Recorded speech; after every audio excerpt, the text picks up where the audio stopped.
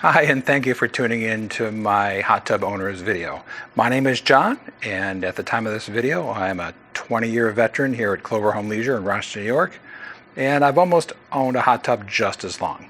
Whether you're a first-time or a long-time soaker, I do my best to prepare and teach you on how to get the most out of your hot tub and a few things that I personally learned myself along the way.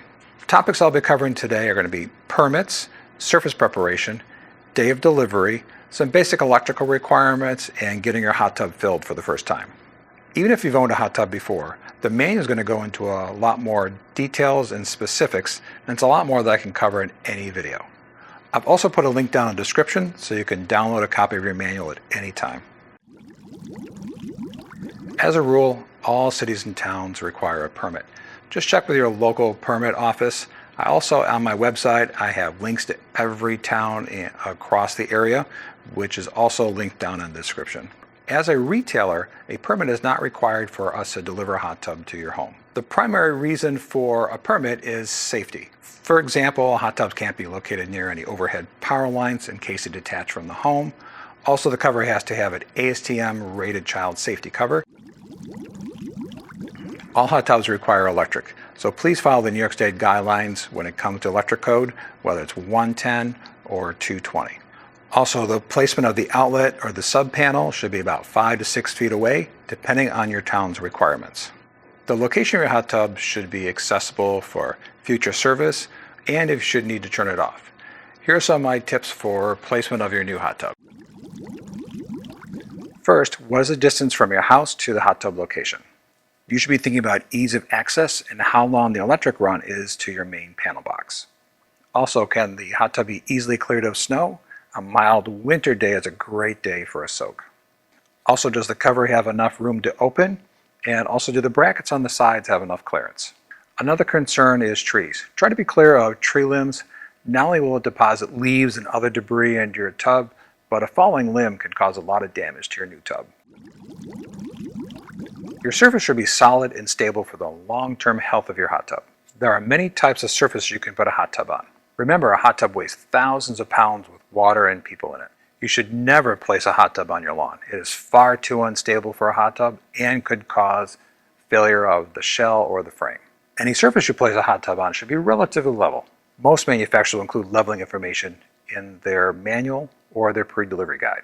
The general rule of thumb for a hot tub surface is no more than 1 inch of pitch over 8 feet of surface. It can be a little bit more than that, but keep in mind that the jets or the filter compartment may not be completely covered. As a side note, concrete pads are almost never completely level, but they always have a little bit of a pitch for that runoff of water.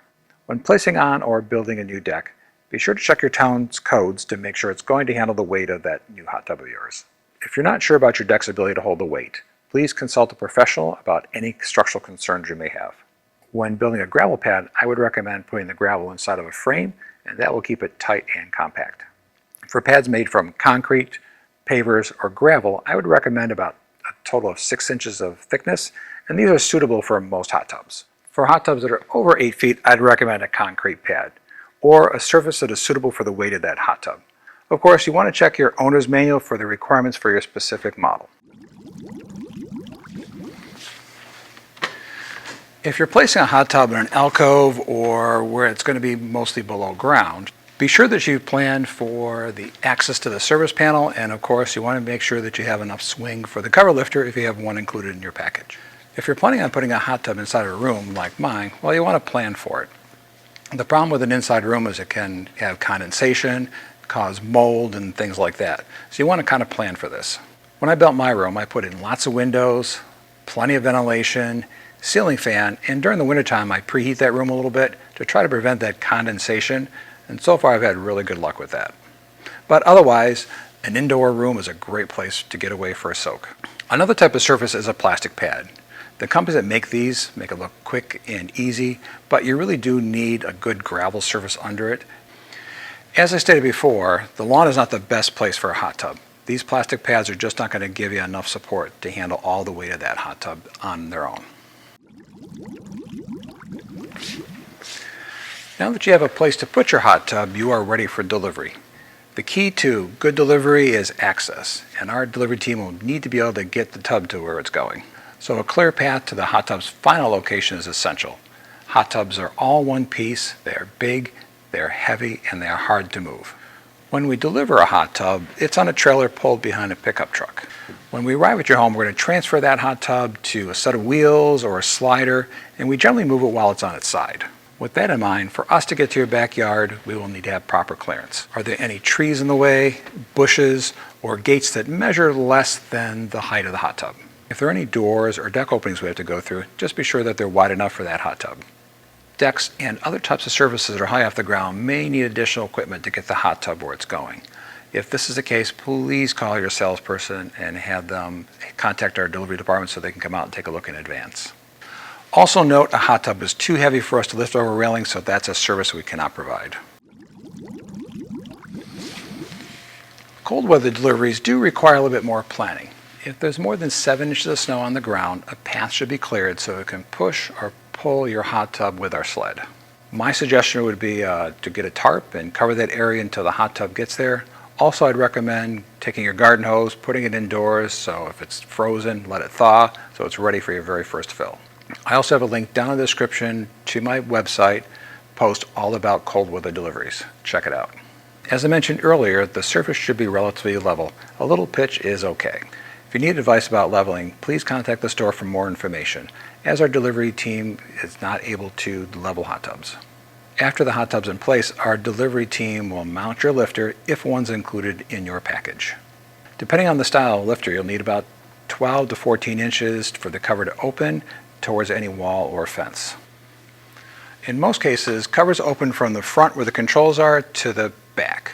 Also keep in mind there are brackets on each side that take about 3 to 5 inches of extra space, so keep this in mind when you're planning things out. To open your tub with a cover lifter, you need at least one side accessible, so you can walk that cover from the front to the very back of the tub. Please note when your hot tub's delivered to keep that cover on until it's filled with water. A hot sunny day can damage that hot tub shell, so you definitely want to keep it covered until you're ready. Now that your hot tub's in place, you're ready for the electrical hookup. If you need an electrician, check my description down below. I have one listed right there for you. Most hot tubs are 220, 50 amps and are connected to a sub-panel box like I mentioned earlier. If you have a plug-in hot tub, many of the same rules apply. The difference is rather than a sub-panel box, you're going to have a covered outlet. And on most 110 hot tubs, at the end of the cord, there's a GFI breaker built in. To avoid tripping your breaker, I'd recommend a separate outlet for that 110 hot tub. To get power to your hot tub, you first have to locate the hot tub's entry points. On the Highlife series, they are located on the left and right side near the front of the hot tub. The equipment door panel comes off rather easily. On the Highlife series, you slide these tabs to the left and fold them down. If they seem stuck, you can adjust their tension by loosening the screws on the brackets. Be sure to disconnect this cable here for the logo. The electric is connected to this control box. Just remove these 2 screws and the connection is located right here. Let's take a look at some of the other components. In this model, it has 2 pumps, one right here, then another one on the left, and of course you have your circulation pump, heater, and then if equipped, ozone or salt. Once your electric is finished, you can now fill up your hot tub. Before you put the hose in, you want to remove the circulation pump's gray filter cap. Once removed, you can push your hose into the opening and turn on the water. You know the tub is filled when the water line hits the highest jet on your hot tub. Warning, do not turn on your hot tub until it's filled. You could dry fire the heater and damage it. Now for the big moment. If your hot tub is 220, just flip the breakers at the sub panel. On 110, of course, just plug it in and go. After a few noises and some bubbles from the circulation pump, this tub should kick on and start running water through the heater. Depending on the temperature of the water going in, it can take anywhere from 10 to 16 hours for a 220 hot tub to heat up, and for 110 hot tubs anywhere from 24 to 48. Once the tub is running, check the temperature settings by pressing the temperature icon, then use the up and down arrows to decide the temperature. It would start at 100, and once you start using the hot tub, adjust to your personal comfort level. Now, if nothing happens when the power is switched on, try pressing the pump 1 button, and if you have a second pump, push that button as well. The pump sounds like it's coming on, but it's not moving any water. or just one is moving water. Then you may have an airlock. In the event of an airlock, don't panic. Sometimes air gets trapped inside the pump, preventing it from priming. If this happens, try turning off or unplugging the hot tub at the source and then turning it back on. Try the pump again. You may have to repeat this a few times. If this doesn't work, then you have to bleed off some of the air. To do this, you'll need either a large plumber's channel lock pliers or a strap wrench for this. First, you need to know which jet button controls which pump. Place your hand on a pump and press the button. As the pump comes on, you will feel it running and know which button controls that pump. Repeat this until you find the correct button. As you do this with each pump and you are watching the water, you can use process elimination to find the pump that is not running water through it. If you have a circulation pump, don't worry, it's rare you'll get an airlock as it runs independently from the jet pumps. Now that you found which pump is the problem, you can take the channel locks with the power off and slowly turn the nut at the end of the pump, very slowly, counterclockwise, until you hear the air coming out. Keep listening for the air. When it stops and the water leaks out, retighten the nut and try turning the pump on again. Note, sometimes it can take more than one try depending on how much air is trapped in the lines. This is the same method our techs use out in the field. You may find some online forums that recommend taking the small line off here. We don't recommend this method because if you break it off, it will have to be replaced, and this is not covered under warranty. Let's get this door back on. For larger tubs, I recommend 2 people for this. Before putting the door on, be sure you reattach this cable here for your logo. Start by aligning the door. You'll have to slide it into the corner panels and up and behind the shell, and then you can slide the clips back into place.